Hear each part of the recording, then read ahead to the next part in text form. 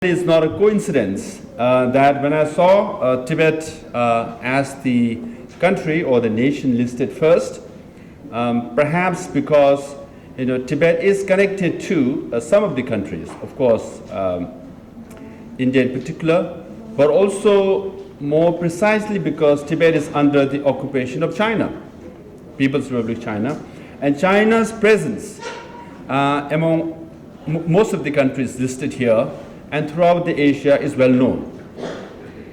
Now what the Chinese government is doing as far as human rights is concerned, President Xi Jinping has declared socialism with Chinese characteristic as his vision for China and for the whole world. And then China's dream is another of his vision, based on which they want to ideologically dominate the world. Specifically on human rights, what are they doing? Now, if you want to raise the issue of human rights, you have to approach the United Nations. But if you look at the 15 UN agencies, 5 are headed by Chinese officials. Head of the 5 UN agencies are headed by Chinese officials. Because China happens to be the second largest donor to the United Nations after America, by which they can appoint their personnel. Now, China also happens to be, at least 2 years ago, the largest borrower from the World Bank. So they get a loan of low interest rate from the World Bank, more than $1 billion, sometimes $1 billion or $2 billion, and they donate $100+ million to United Nations, and then they get to appoint their personnel. Specifically, at the Human Rights Council, Chinese officials are present. Now, with their personnel, they can maneuver the agenda. At the Human Rights Council, they have passed 2 resolutions. The definition of human rights is being redefined now. So, they have passed 2 resolutions. And then if you go by the definition, what they're saying is the political rights, the freedom of speech, democracy are secondary to food and security of human being. Now, if that definition prevails, then they want to rule out or deny permits to the report here and to other political related rights. For example, the Tibetan goes to Human Rights Council and says, these are the human rights being violated. For example, Freedom House comes out with Freedom Index every year. They measure freedom. For 6 years in a row, they have listed Tibet as the least free region in the whole world, similar to Syria. Now, everybody knows about Syria. It's in the news. How many of you know that Tibet is the least free region in the world, similar to Syria? Now, not many people know about it, primarily because journalists, researchers, scholars are not allowed to go to Tibet and do research. Now, a journalist based in Beijing have said, for journalists, they have better access to go to North Korea than to Tibet. Now, we all know how restrictive North Korea is, how difficult it is for journalists to go to North Korea. But Tibet is more difficult than North Korea. So the Reporters Without Borders have said journalists are denied rights in China, but visit to Tibet is not allowed. Now, they don't go to Tibet, journalists and researchers, students, they don't get reports on Tibet. Once they don't get reports on Tibet, you can't report it. So Chinese government also has a policy of 100 and 0, which is they want to send or share 100% of their propaganda to rest of the world and allow only 0% coming inside Tibet. So that kind of a technological surveillance is going on. So the repression in Tibet is real. Now, why I say this is because at the Human Rights Council, just recently, when it came to human rights violation in China, and Tibet and Xinjiang and Hong Kong. Large number of countries in the world voted with China, voted against human rights violation in China, against Tibet, against Xinjiang. So the challenge before us is real.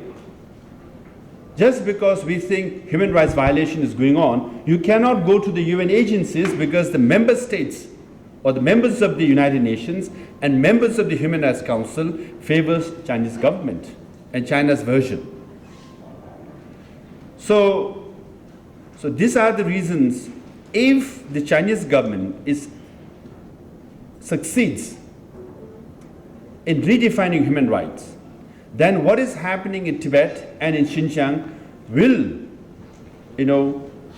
prevail in other parts of the world. For example, Chinese government use poverty elevation as a program. Now, poverty elevation, when you hear it, it's a good thing. Development, when you hear it, it's a good thing. When you are issued a very sophisticated ID card, it's a good thing on the face of it. But in the name of poverty elevation, more than 500,000 Tibetans were uprooted from nomadic areas, rural areas, and brought them to cities. And they are, quote unquote, given vocational training, skill training. But actually they are uprooting them from their traditional setup, from their cultural setup, from their families and neighbors, and them, to sinicize them, to make them Chinese, to brainwash them, so that they forget their Tibetan language, Tibetan culture, Tibetan values, and become more Chinese. So when they submit the report, now if you look at the Chinese government report, they always say 500,000 Tibetans were given, poverty, they have successfully removed from poverty status, and poverty elevation has been successful. When you submit the report to the United Nations, everybody applaud. But actually, poverty elevation for Chinese people mean one thing, poverty elevation for Tibetan people and Uyghur mean something else. Now, if Chinese government succeeds in redefining human rights, when the poverty elevation report goes to Human Rights Council will applaud the Chinese government for providing and respecting human rights of the Tibetan people, when in fact just the opposite has happened. So the goal of the Chinese government to dominate the world, to dominate UN agencies, to redefine human rights and restructure United Nations is real. So when we talk about human rights, you must look at from a broader angle, much bigger challenge than an individual or societal human rights violation. Now, no other than Adrian Zen, he came out with a report of mass labor camp or concentration camp in Xinjiang, where he reported that more than 2 million Uyghurs were put in labor camps. And the same author has come out with a report on Tibet, saying a similar, not exactly same, but similar labor camps are set up in Tibet. And the villages and nomads are brought to the setup, and where they are brainwashed and uprooted from their cultural setup. Now, Chinese government vehemently denies that. And recently, US and Canada and different countries have come out with a report on genocide in Xinjiang. But Chinese government has countered them. Now, those officials responsible for genocide in Xinjiang were sanctioned by different countries. In retaliation, the Chinese government banned so many European, American, and Canadian members of parliament and scholars and journalists who spoke out about human rights violation in China. So tit for tat is going on. Now, with that kind of challenge, what we need is a coalition of like-minded countries to take on human rights issues happening in Tibet. A single country or few countries cannot deal this issue easily. Now here in Asia, as the center is called democracy, pluralism and human rights, I do feel the India's model is better. Development with democracy. China's model is essentially development without democracy.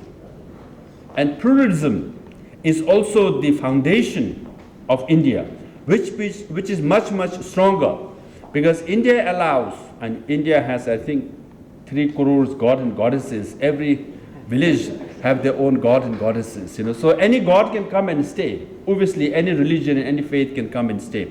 And India. So pluralism or diversity binds India together. Human rights and freedom binds India together. But China is bringing more autocratic, more repressive system. So for Asia, for other countries in the world, I do believe development with democracy and diversity is a better model than the Chinese model. Now finally, I just want to end by saying, I just want to make it a little bigger issue. As far as Tibet is concerned, when it was occupied in 1950s, all the neighboring countries, including India, at that time felt if we acknowledge the occupation of Tibet, nothing will happen to India, nothing will happen to the neighboring countries. China will allow India to live in peace and will not interfere. At that time, our finance minister or the finance secretary, Shagapa, wrote to then the government of India saying, for hundreds of years, the border of India and Tibet had been peaceful. At that time he wrote, from the Indian side, India had only 75 sepoys, soldiers manning the border of Tibet and India. Now Tibet and India border stretches all the way from Kashmir to Ladakh, Nepal, Bhutan, all the way to Arunachal Pradesh. It's around 2,500 kilometers long border, only 75 sepoys. And then the foreign minister wrote, at the moment you have only 75 sepoys guarding from India's side, and we have less from our side because we trust each other. We live in peace, we live in harmony. Anyone can come and go to Mansarovar, no visas required. Anyone can go Padyatra to Mount Kailash, no restrictions. Everything was open. But at that time, India and all the neighboring countries, many felt if Tibet is occupied, China will be content with and leave the rest of Asia and India alone. But after 60 years, it is not so. And we have been saying for the last 60 years, occupation of Tibet is just the beginning. Mao Zedong has said that if you dominate Tibet, you can dominate Himalayan region. If you dominate Himalayan region, you can dominate Indian subcontinent. If you dominate Indian subcontinent, you can dominate South Asia, thereby Asia. Mao Zedong has said 60 some years ago. And Chinese leaders have also said, Tibet is the palm. Hatheli hai. You occupy palm, you go after 5 fingers. 5 only के पीछे चलना है. तो हथेली के बाद what are the 5 fingers? Ladakh, Nepal, Bhutan, Sikkim and Arunachal. हथेली को पकड़ लिया, आप 5 only के पीछे आ रहा. So we've been saying this for 60 years. Occupation of Tibet is just the beginning. Now Galwan Valley incident हुआ.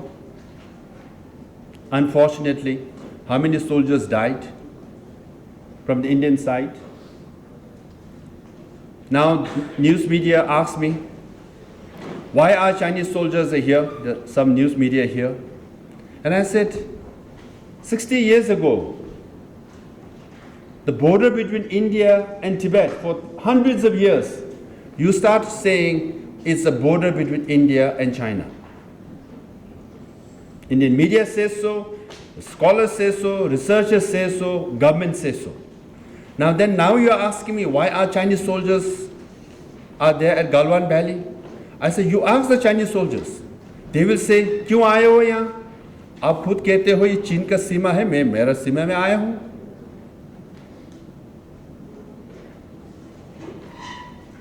अगर आप कहेंगे कि ये तिब्बत का सीमा था है, तो वो आएंगे तो हम कह सकते क्यों आए हो दूसरे की जगह में। यू योरसेल्फ ये चीन का सीमा है तो चीन का जगह हो गया, तो चीन का सीना आएगा सही। Now in Galwan Valley, we all know, as per media report, 30,000 soldiers from Chinese side and 30,000 soldiers from Indian side. 60 years ago, only 75 soldiers, 75. In one valley, we have 30,000. And how many lakhs at the border of soldiers? And how many billions of dollars, लाखों करोड़ों खर्च चल रहा है। क्यों? Because Tibet was lost. And people didn't speak at that time. And people didn't speak for so long. तो डोकलाम हुआ। लोग कहते हैं डोकलाम में क्यों आए ये लोग? अब खुद कहते हो चीन और भारत की सीमा, तो वो अपनी सीमा में आएगा सही। So we have to understand this. Now, when you want to raise the issue of Tibet at any human rights forum, Chinese government will say, you yourself say Tibet is part of China, तो फिर interfere क्यों कर रहे हो? आप कहते हो तिब्बत चीन का हिस्सा है, तो मेरे हिस्सा में मैं करूं, जो करूं मैं करूंगा, आपको लेना देना क्या है? तो गलती सब 60 साल पहले हुआ, अभी भी होते आ रहा है। इसलिए we all should realize the importance of Tibet. परम पावन दलाई लामा जी ने कहा तिब्बत को जोन ऑफ पीस बनाओ। बफर स्टेट था पहले, शांत था, किसी ने सुना नहीं। इसलिए all these human rights violations are taking place. So now world needs to realize, India also need to realize, Tibet के बारे में जानना है। If you don't understand Tibet, you won't understand China. जो तिब्बत में होते आया है वही हो रहा है शिनजियांग में, वही हो रहा है हांगकांग में, वही हो रहा है बॉर्डर में। वो ब्लूप्रिंट जो है सारे संसार में फैल रहा है, वही है। आप तिब्बत को पढ़ो, तिब्बत के बारे में जानकारी रखो। मेरा हिंदी उतना अच्छा नहीं है, तो आपका भला है। You don't understand Tibet, you won't understand China. देखिए, there are so many China studies program, Chinese language speaking program. So now tell me, in whole of India, how many Tibet studies program are there? How many Tibetan language programs are there? अगर गालवन valley में 30,000 Indian soldiers है, if they cross the border, you won't meet any Chinese speaking person. You will meet Tibetan. है कि नहीं? You will meet Tibetan. तो वहाँ जाएंगे चीनी भाषा बोलेंगे तो वो समझ में नहीं आएंगे। They will understand Tibetan. For example, Doklam incident हुआ tragically. So there were so many experts on television talking about Doklam, Doklam, Doklam. मैं तो हैरान हो गया। पहले do they know the meaning of the word Doklam? वो army है, सिपाही है। In Tibetan language, Dolam means road. Thoklam means difficult road. Doklam means nomadic road. Sounds similar but totally different meaning. तो अगर सिपाही इस तरफ है तो if you know the word Doklam, ये तो ऑर्डिनरी रोड है, जाना नहीं चाहिए क्योंकि ऑर्डिनरी रोड में वो भी आएंगे। If is Doklam difficult road, don't go there because very difficult. If is Doklam nomadic road, you better get some nomads to show you the road. So Doklam के बारे में सब ने बोला, मगर मतलब डोकलम शब्द जो है किसी को मालूम ही नहीं था। So culturally, tactically from military point of view, बहुत गलती हो सकता है। इसलिए मैं ये विनती करता हूँ आपसे, ह्यूमन राइट्स रिपोर्ट अच्छा है, मगर भारत में ये अवेयरनेस होना चाहिए यूनिवर्सिटीज़ में, कॉलेजेस में टिबेटन स्टडीज़ प्रोग्राम शुरू करना चाहिए, टिबेटन भाषा शुरू करना चाहिए. You preserve the language, it's good for you. Now we lost our country and India is paying a heavy price. Abhi bhi. Now if you lose more, if you continue to ignore, much more, a bigger price will be paid, not just by India, South Asia, or Asia, but the whole world. That's why for human rights issue, for environmental reason, for spirituality, for geopolitical reason, Tibet is vital to understand China and to deal with China. Thank you.